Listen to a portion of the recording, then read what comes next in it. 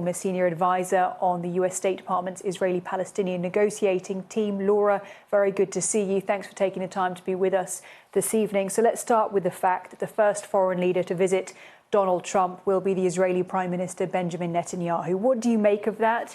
What do you anticipate from that visit? Well, I think it's a summit of the comeback kids, right? You've got Trump, who's just coming off of a big political comeback, and Netanyahu, who's coming off of a military comeback. And I'm sorry to say, I think it's going to result in a clash. It's the kind of thing that's going to look good. The optics will be good, but it's going to feel bad, I have a feeling, from the inside, because both of them have so much hubris. It's inevitable that the combination will be combustible. And where do you think those clashes could arise? I think there's probably 3 points of friction. 2 of them are policy oriented. One of them is just personality. The first one I would say is over the ceasefire in Gaza. Trump just radiates impatience. He wants to end the wars. He's going to be on full speed.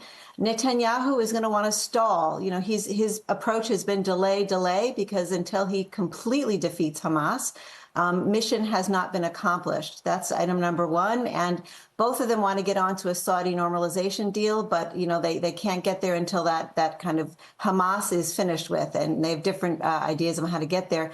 The second policy is Iran. Neither one of them want a nuclear Iran, but again, how do you get there? The deal maker, Donald Trump, wants to try negotiations.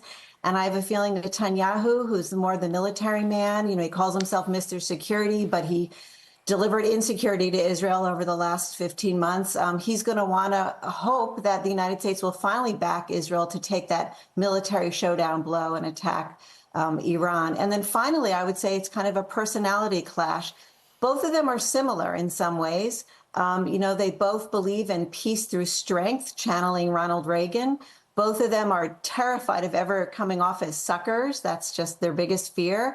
And finally, they both think that they're the smartest guy in the room. I mean, there can only be one commander in chief. Trump is clearly filling that role these days, and he's going to want to command Netanyahu. I'm not sure that'll go down. Some analysts say, though, that Donald Trump really is perhaps the one leader that can exert pressure on Benjamin Netanyahu, who makes Netanyahu feel a little weaker.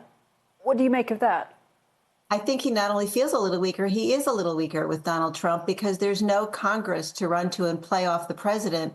Under President Obama and President Biden, Netanyahu could always appeal to the Republicans in Congress. But today, Congress is all Trump.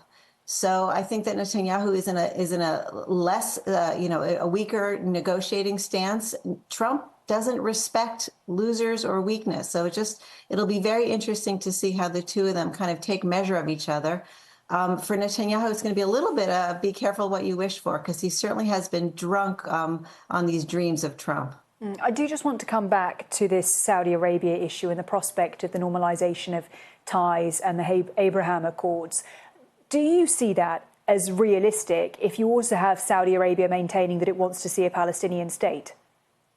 I think it's all going to take some time. I mean, we had the Trump special envoy, Steve Witkoff, boots on the ground in Gaza. It's the first time in 15 years that an American official has actually visited. And he looked around and he said, you know, it's going to take 10 to 15 years to rebuild.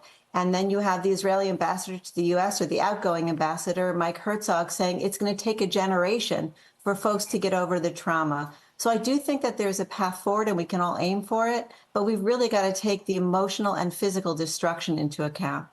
Laura Blumenfeld, former senior advisor on the US State Department's Israeli-Palestinian negotiating team.